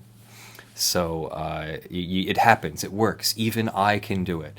So don't let anyone break your confidence there, but do it in a smart way. Don't do what I did and just wantonly take out student loans because your life is in shambles, and et cetera, et cetera, et cetera. Have a plan, have a support system, do it with a plan, know what job you want, and go to school with that in your mind, and that goal and target and vision in your mind. Have a backup plan in case that fails or something. But if you just I want to practice law, isn't a really great idea to go into law. I'd like to be a copyright attorney who defends people who are accused of piracy, is much better. That's sort of what I went into school, hoping that I would one day have that job and that this would all qualify me for it. And then I sort of did walk into things. So the other half of that is, if you aren't going to get one of those big law jobs, you better know how to market yourself. You better take control of your marketing, which includes your social media, and make it into a consistent brand. With your resume should tell your story more than it should look like every other resume. You shouldn't just be wantonly sending your resume to anybody. You should be getting to know people, figure out who's in your field, and then write them a letter and say, hey, I really like your website and practice and what I've read about you on Wikipedia or this video that you did or whatever, and I'd like to come work for you. And understand that unless they're saying they're hiring, they might not be hiring. So, I'm not hiring. I get lots of applications. I'm not hiring. I'm not in a place to hire anybody right now. And I also have already 5 million people who would like to work for me. So when it comes time that I need to fill a position, I will probably fill it from someone that I know before I fill it from some kind of public application process. Even the companies that are required because of their size or because of their government contracts or something, even the companies that are required to publish job applications often have somebody in mind even before they've published the application. So you might get the chance to submit an application, but it might be a waste of your time because they might already have somebody in mind, which is unethical, but go ahead and prove that in court. Good luck. I've never really seen anybody prove something like that in court. Yeah, those companies almost always have the person submit a form anyway, just to make sure that they are following all those laws. So I remembered that I wanted to talk about learning to love the law. This is an important topic. When you start law school, even if you love the law, it's going to be difficult. You're going to hate parts of it. Some people, I'm sure, great if you aren't that way. When I got there, I really wanted to be a lawyer, and I really wanted to get through law school, and I really wanted to do a good job. And I really worked hard, but I still struggled mightily. Like I said, 10 minutes to get through a page, and they would assign 30 pages. So that's like, 300 minutes if I go at that pace? So it could take 5 hours to study a tort law text because I really didn't understand what in the world they were talking about in this new legalistic language. So maybe that's a little bit of an exaggeration for everyone, but for some people like me, you're going to find roadblocks, and you might get very, very discouraged or down when you realize that you have to read so many cases, and oh god, it's 5 hours for every case, or it's a couple hours, or it's at least half an hour for every... Whatever it is, you're going to find some kind of discouragement. And you have to be able to tell whether that discouragement is just the human condition or whether you really are learning that you don't like the law. So we call it a phase. We call it learning to love the law. And I went through it, and I thought it was, what, learning to love the law? What the hell's that? And I remember sitting in my criminal law class, and there's like 16 million citations that we need to learn for different criminal procedure and criminal law substance cases. You know, the McNaughton theory and the this theory and that, and the Durham factors and whatever. I don't even remember what they all are because I don't practice criminal law. And I'm sitting there and I like raised my hand sheepishly and I'm like, do we need to know the case names for the final exam? And he's like, well, you don't really need to know them for the final exam, but like, you're going to need to know them for practice. And I was like, oh God, what did I get myself into? And I realized at some point I'm going to know that 17 USC 505 is this, and 17 USC 411 is this, and 15 is the Lanham Act, and 17 is copyright law, and 23 is this, and yeah, it sounds kind of geeky when you first think about it, and then you're like, oh, these are tools. Like, this is a practical tool that I will use to do my job. It's not a hammer, it's a written law, and I have to know what the section is to refer to it. When I was practicing traffic cases, it was really a whole lot easier if I walked into court knowing what law I wanted the court to agree to. They would literally ask sometimes. I might go into traffic court asking for a plea deal. Somebody's charged with 23 miles an hour over the speed limit. Maybe the officer's like, sure, we'll agree to a plea deal, no trial, no anything. What do you want? I don't know, officer. I didn't think about it. Like, what is there? And then they like bring out the book. The book is like this thick. You can't start looking at the book then. So, a naive person might say, well, officer, what have you done in the past? Your Honor, do you have any suggestions? That's kind of like amateur hour, So by the time I got really good at it, I knew exactly. I would research every case for a few minutes. Okay, 23 miles an hour in a 23 miles an hour over in a 45 mile an hour zone, but it was on a highway, it was on a clear day. I'd read the officer's report, I'd see if there was any negative interaction. I'd literally ask the client, did you disrespect the officer in any way, et cetera, et cetera. I'd find out, where's the client's driver's license from, because different states treat out-of-state violations differently, and I'd come up with a plan. We'll see if we can get the officer to agree to this, and if they don't do that, we'll get them to agree to this, and if they don't do that, we'll get them to agree to this. And you can see how after somebody would get like 4 or 5 charges in a single incident, like for a collision that involved speeding, that involved something else, maybe reckless driving or following too closely, you might come into court with a whole set of plans of like, okay, if the officer doesn't agree to get rid of this one, then I'll ask him to get rid of this one and we'll plead this one down. And honestly, that worked. That worked really, really well. And many clients were very happy. Many judges called me a miracle worker when I started doing that. So I'd highly recommend that anyone who wants to practice law comes up with those level of plans. You figure out who your judge is, what the area is, what the license is, what the material facts are, and you get everything ready so that when you walk into court, you've done their job for them. And I'll tell you what, some people are so happy to have an easy way out that they don't have to do any work for, that you might even get a little extra sometimes because you were so well prepared and you thought so much to make everybody else's job easier in order to make your own job easier. My final example, real quick, because I'll get on a roll here, was that I settled a case last week. We had been working on this settlement for months. Months and months and months and months and months. The case was 5 years old. The claims were 7 years old, 6 years old. And everyone in the courthouse knew about this case, and none of the judges wanted it. It was literally, we'd meet with the judge, and they would say on our walking out, by the way, just officially, when you meet with Judge Barada, the chief judge, I am not the judge assigned to this case. Don't tell him that I'm judge assigned to this case. So we would have to get a new judge every single time because no one wanted to deal with it. And finally, we get to the settlement. We finally settle the thing. We get to the final hearing where we're going to place everything on the docket. And in walks my opposing counsel, and he's like, but I have an issue. I want to change something. The judge is like livid, but she's like, fine, you have 15 minutes, go change it and come back. We're like in the middle of getting the final changes approved and things, and like the court staff walks out and is like, now, come on, let's get inside. And we rush inside, and we're like finalizing the documents as the judge is coming out and everything. And she's like, okay, do you have an order for me to sign? And my heart sank.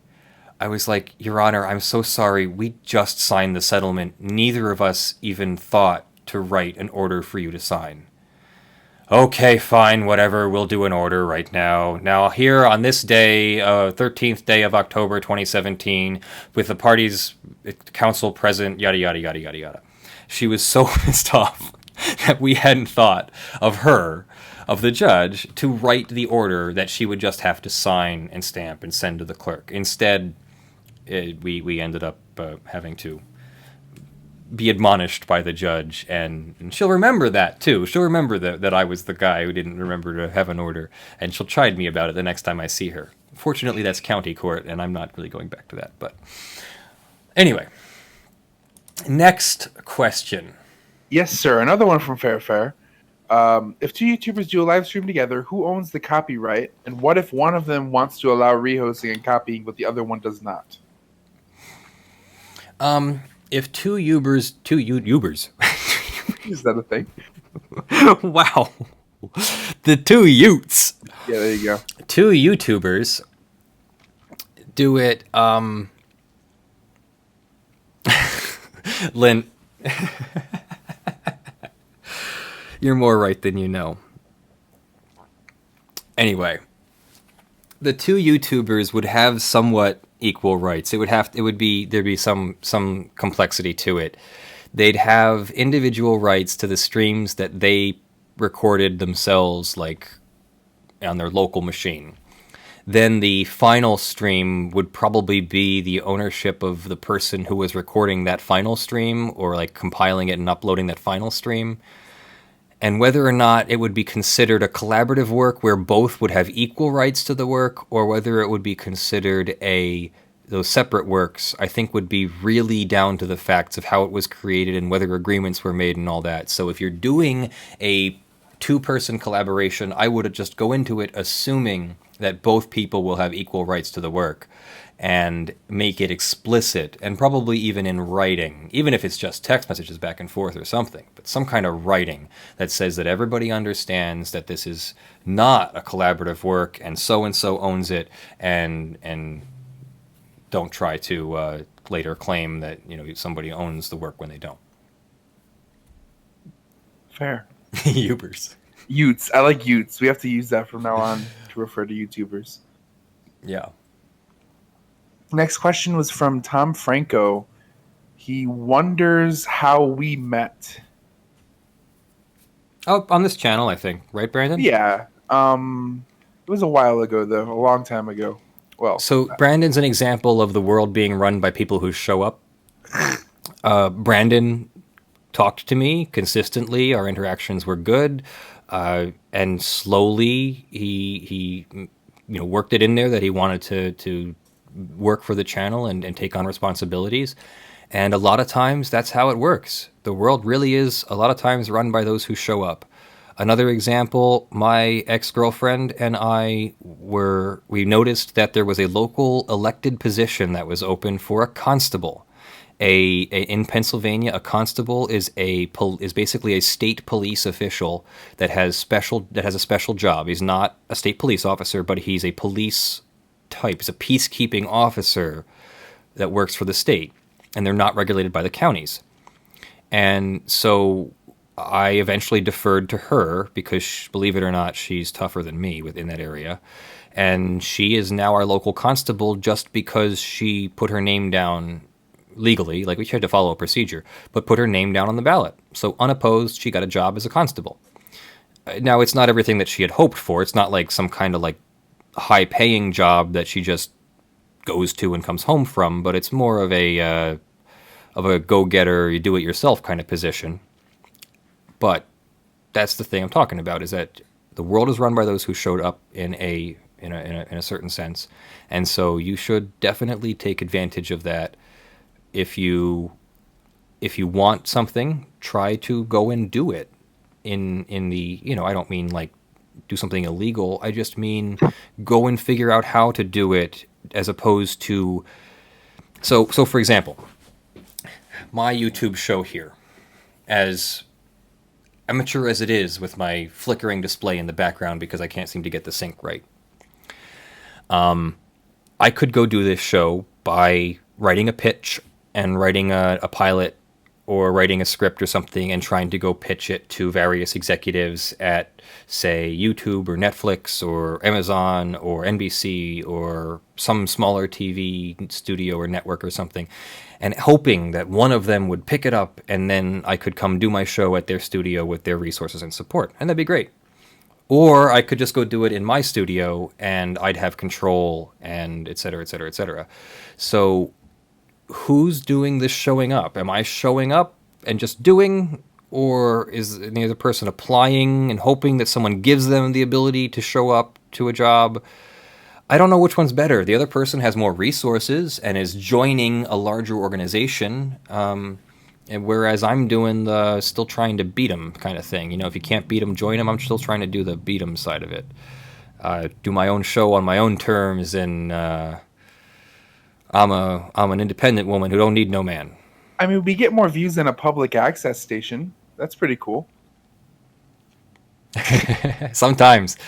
That one-day immersion show thing I was at on Friday was a Meet the Big Media event kind of thing, and the live stream had 10 viewers.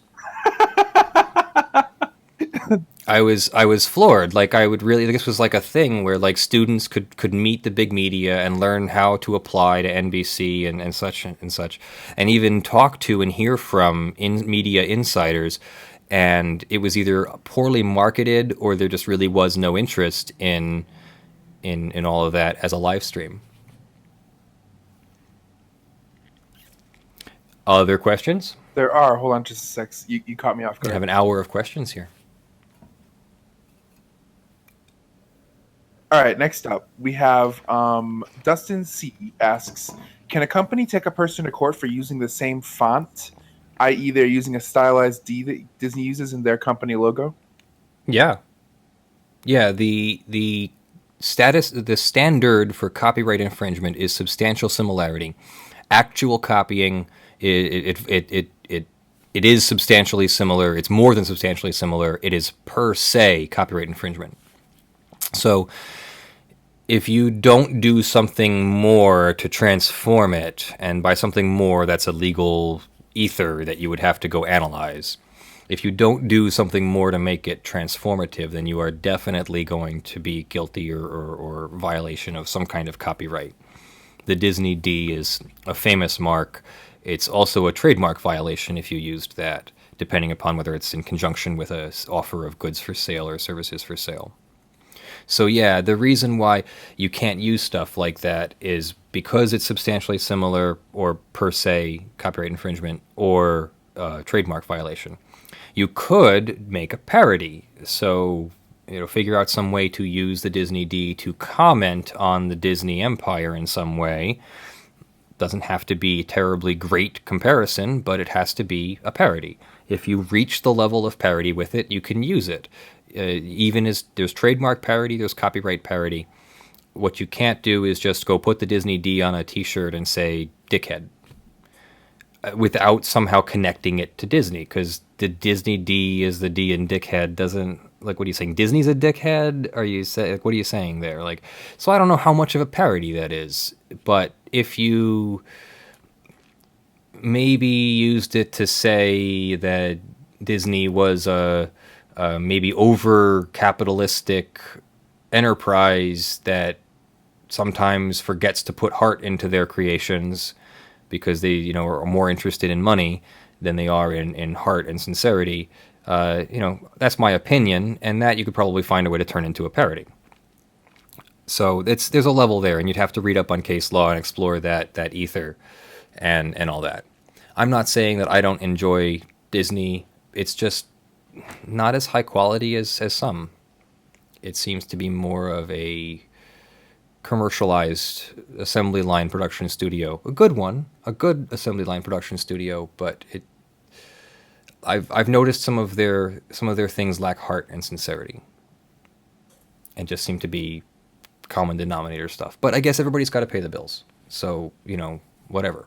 You want to make low-hanging fruit, that's fine. Common denominator, low-hanging fruit stuff shouldn't be illegal to do that, right? But I can't say that I don't strive to create something better than that. Next one comes... sorry, go on.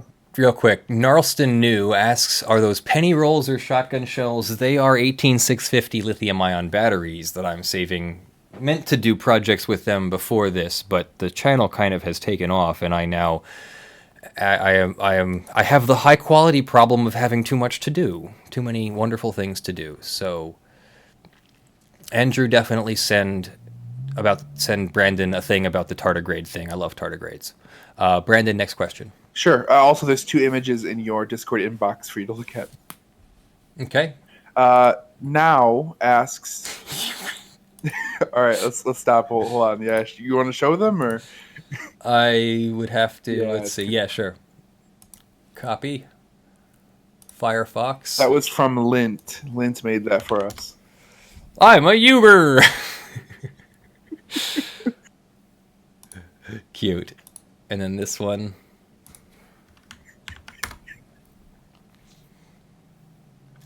Who would win in a fight to the death?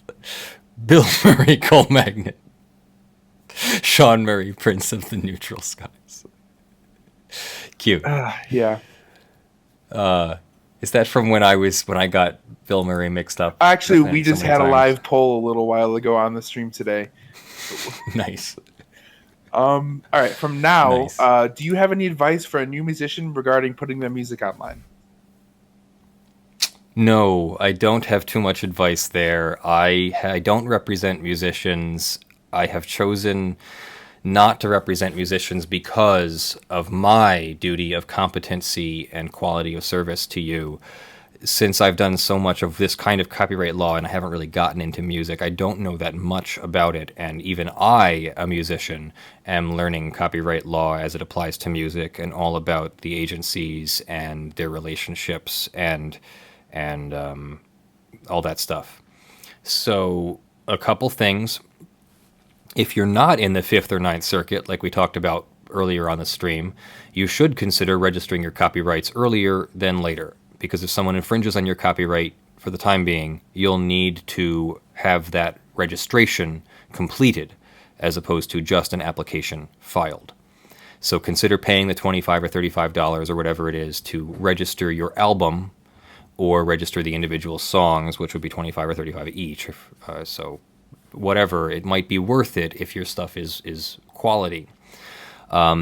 Second, I don't have any advice about marketing. I use SoundCloud, and honestly, that's done nothing for me whatsoever, except I can now link to SoundCloud from my larger social media profiles. So I guess I'm saying build a social media profile and hope to be able to capitalize on that then.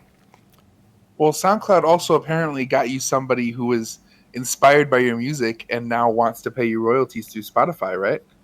That's true, but we are talking about an extraordinarily small sum of royalties.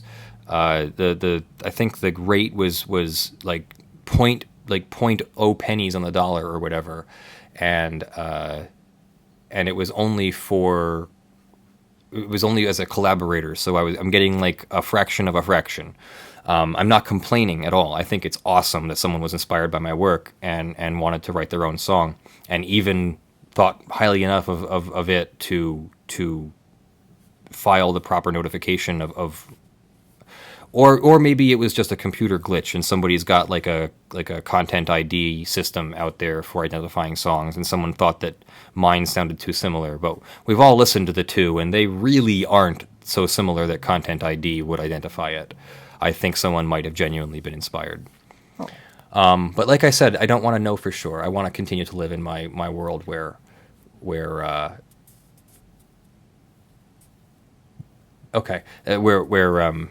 world where that actually happened the way I wanted it to. Yeah. So other questions? Yes. Rick asks, not Rick as in Rick and Morty, it's like R-I-K. What do you think of the fact that the average person needs to obey the law, but they can't read it? in terms Yeah, of jargon. that's what we call an access to law problem. The gap is getting a little bit smaller here in that the internet has made access to law a lot easier. You can read about laws now, and you can read summaries of laws now. You can read simplified summaries of laws. It's even a marketing thing that lawyers do, where we write articles for our own websites about how a certain traffic law is handled, and then people will find my website when they search for information on that traffic law. I put the Pennsylvania points system up on my website, and then when people search for how many points do I get or whatever, it could possibly be my website that comes up. So that is that's a good thing. At the same time, yes, it's still difficult. The law is written in sections where section 1 might be definitions, and it might say copyright is created when yada yada yada. And nowhere else in the law does it say when a copyright is created. So how in the world would you know when you look up what's copyright law? And it says copyright law means you can't copy, you can't publish, you can't make derivative works, you can't reperform, and you can't broadcast. That might be somebody's only impression of what copyright law is if they don't realize that they should also look at the rest of the sections for copyright law. And then, of course, every single law has 3,000 sections or 300 sections or even 30 sections, leads to thousands of laws and thousands of sections. So that's a problem that we constantly talk about, but it honestly doesn't really have a solution that anyone's come up with yet, except for better education, and then the question of who pays for that comes up. It seems like it's a public good to educate people on the law, so our governments usually do pay some money to support charities and nonprofits that do legal education. And although it hasn't happened yet, I'm also still looking into converting this over to a nonprofit. These past few months have been crazy. I think I keep saying that. Thursday was literally the day when I got rid of my last really complicated case. And now I have no more really complicated non-copyright cases. I have a couple divorces that I have to get through, and the Emeric case, and a few other non-litigation clients. And but none of that is daily court appearances anymore. So I'm done with the daily court appearances, which take up at least half a day each, pretty much. And I'm done with some of the very complicated stuff that was sitting on my lawyer docket. And so I'm looking forward to spending much more time on the important things, like legal education, like the Emeric case, which we just got the judge's response last week, and since the judge denied our motion to strike, the case will move forward, and we'll be spending time on that too. Oh, more questions? Yes. Zizix Wolf asks, first of all, do you know about Reed Ellisvere versus Muknik? No. Okay, so then this probably won't be a question that you'll be able to answer then. I think Zizix sent me something, so I'm going to pull it up here and see what it says. That was something regarding Arpeos. He was asking about copyright registration on the form. Okay, asking about copyright registration on the form. There was a case that he thinks determined that registration isn't a prerequisite to the court's jurisdiction over copyright. But I think you would have to be familiar with the case in order to answer the question. So, okay, save it for next week then. Throw it on. Yes, sir. On our list or something. So it looks like Zizix has also sent us a notice of appeal. So as much as the everything we just read said what it said, he is appealing to the I forget which circuit, Ninth Circuit. As of the 19th, which would have been Thursday. So he appealed. Now that doesn't mean that he's automatically won or anything like that, so we'll see what the Ninth Circuit Court of Appeals has to say. I don't have any opinion or speculation as to what they will say. I hope that they will affirm that he can't have his record expunged it seems to me that he can't, but we'll see what they have to say. So thank you, Zizix, for sharing that. One more question. Xander Fate 33. Can a pardon is relevant? Can a pardon be legally overturned?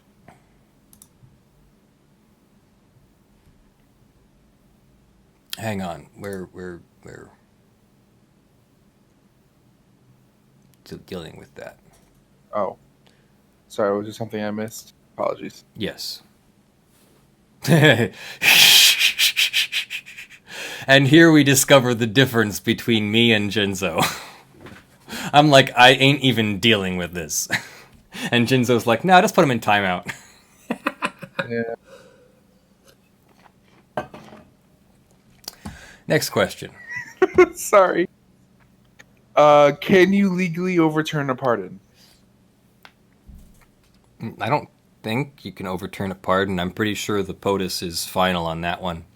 It is, as they said, it is a privilege of the power of the president being the executor, being the person who administrates the law, that they have the privilege of granting a pardon.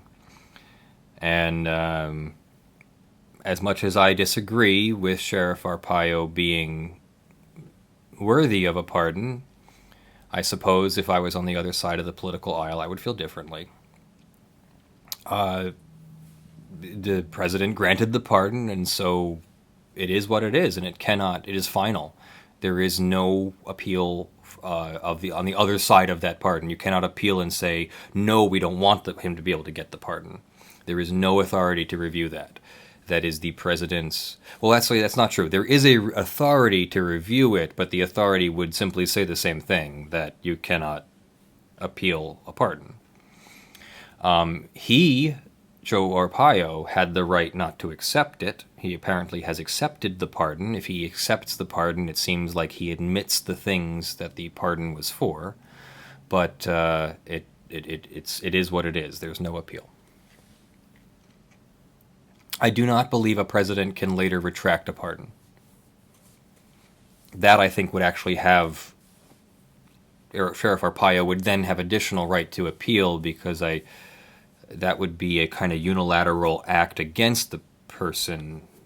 It's weird. That's a weird one. I don't think... It does lack checks and balances, just like a Supreme Court decision lacks checks and balances. Certain things are final.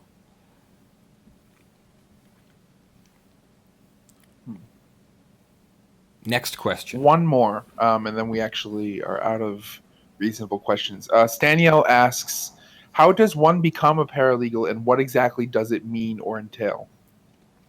Well, that's a good question, and there's a very broad definition of paralegals. So you'll want to look into what exactly you want to do. And you'll have to remember that certain people are idiots and are going to use paralegal to define anybody and offer a wide range of salaries that really shouldn't include paralegal work at, $7 an hour or something like that. So what's really meant by a paralegal is something more than a secretary, something more than an assistant, someone who has legal training and can draft legal documents. The person doesn't have the power to file them legally, but they basically do the heavy lifting of drafting the documents for the attorney, with the attorney's guidance. And then they turn the paperwork over to the attorney for review and editing and correction and such. They try to make the attorney's job much easier. So you can be any kind of paralegal. You'd want to specialize in an area, or you'd want to specialize in a kind of attorney or something like that. Maybe a bankruptcy paralegal would be really good at doing both the intake or coordinating the intake with a secretary or assistant, and then taking that intake and converting it into a bankruptcy filing inside the software programs that you need to use these days. And then that bankruptcy filing would be reviewed by the representing attorney and approved, and then that filing would be made by the paralegal and maintained by the paralegal, and then the paralegal would do all the work in the background with the trustee, and then when the attorney had to appear for the bankruptcy 341 meeting, they would hand a file off to the attorney a few minutes before he had to leave. They'd go over it, and the guy would, or girl, would go to the hearing and represent their client, and then they would come back and give the file back to the paralegal, who would put it back in the file, etc. There are more specialized paralegals that do just one kind of research or do just one kind of transaction processing, etc. But the general definition of paralegal is someone who does that legal heavy lifting in some way for their attorneys. You'll see some job postings that misuse that definition, and they say paralegal when they really mean secretary. Or you'll see people say paralegal, and when you get there, the job is not legal work. It's more like secretarial or assistance duties, and that's unfortunate. So be careful about that. A real paralegal should be making a decent buck, probably at least $30,000 or $40,000 a year in the United States, on average. And up from there, depending upon how good they are and how much management they are. When a law firm has a decent paralegal, the law firm is basically run by the paralegal, and the attorney just comes and goes as necessary. And this is often the way the attorney prefers it, that they just have to think about the law and someone else does the heavy lifting. But I have trouble trusting people, so I do all my work by myself and make sure that nothing goes wrong because it's all me. But then all the stress is on me. So there's a reason why we need good paralegals in the world. So there's definitely lots of opportunity for that. At the same time, be careful of cargo cult paralegals, people who have gone to school for what they think is an easy degree and an easy job. It is not an easy job. You will be expected to move fast. Attorneys want you to be able to draft and file, say, an entire divorce proceeding in a couple hours. Like, I've interviewed paralegals, and I had a paralegal before, and sometimes people just don't work fast enough. It takes them time, and that's just not something that's acceptable. So the job of the paralegal is to make the attorney's job easier, and if you want to be a paralegal, you got to be figuring out how to make people's jobs easier, not harder. Any other questions, Brandon? A lot of them are just really long, or have you seen this case, or have you seen this video, etc. So not really. Where did they go? Where did they all go, huh? Simon asked, does Leonard intend to register his copyright on these streams and videos in advance? No, probably not. I'll pursue somebody for actual damages if I have to. Plus, I'm pretty sure that my circuit will come down on the other side of that, and they'll agree with the 5th and 9th circuits if they had to.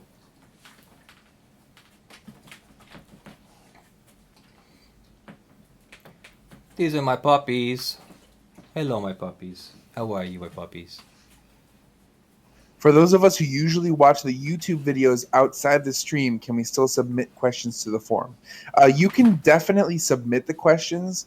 As to whether they will get asked, it depends on a bunch of things. But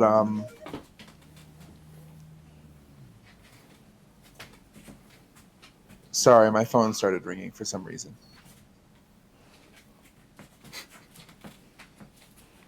Jinzo Deviler asks, is there any update to the H3H3 case? I love you, Jinzo. Kyle asks, what is your favorite color?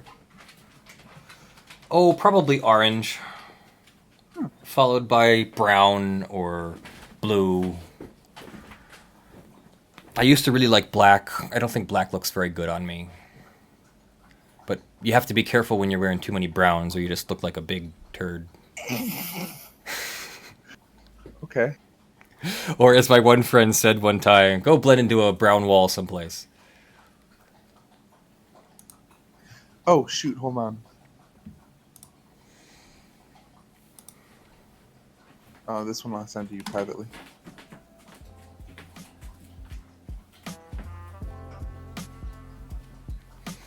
All right, everybody.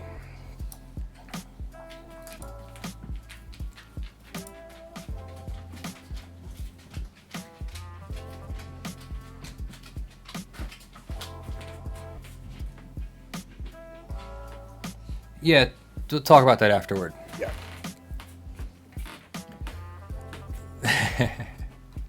I could see why that happened. Okay, so thank you everyone for joining me today. It has been a fun stream.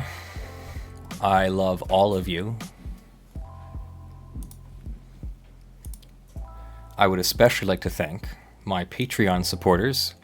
You guys are really helping me out every month, and since I'm now converting over to pretty much primarily YouTube stuff with the occasional meritorious copyright case, you know, in there somewhere, like the Imagos case, I'm looking forward to the future, and I'm very hopeful because of the stability and support that you guys have granted me with your generosity and your grace.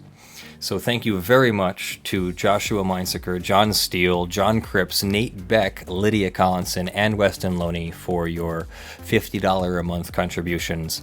I believe you've been some of my supporters for some time now, and that's just really awesome. There's this huge list of people here. Get to the Chopper, Arron Washington, Sara MacAulay, Keith Marrocco, Stephen Stair, Beef, etc., etc. There's hundreds of you on this list that are giving, or more than 100 of you on this list that are giving $5 a month. It's absolutely amazing. Thank you all. You're so wonderful. And then there's a bunch of people who aren't listed here because there's another 300 of you who are giving $1 or $2 a month or somewhere in that range, or just simply don't want to be recognized. You can give money without needing to be on this list, and you get all the perks. Don't worry about that.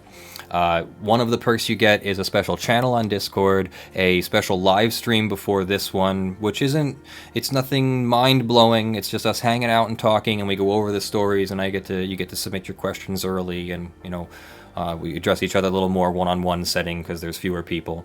But that's available. You get a channel on Discord and tags on Discord so people know you're a patron. So please go to my Patreon and support if you would like to see more of these videos and can afford to do so. No one needs to do so if they cannot afford to. Please, it's more important to eat, take care of yourself, go to school, buy your books, and live your life than it is to support me if you are stretched for that. So thank you all for joining me today.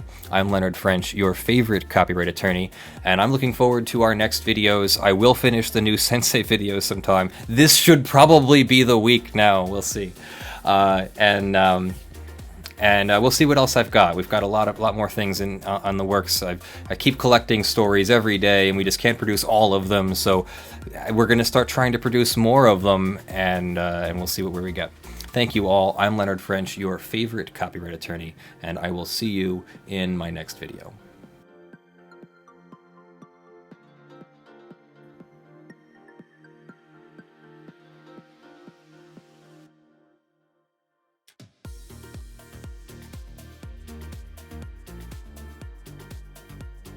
Still doing the Twitch stream?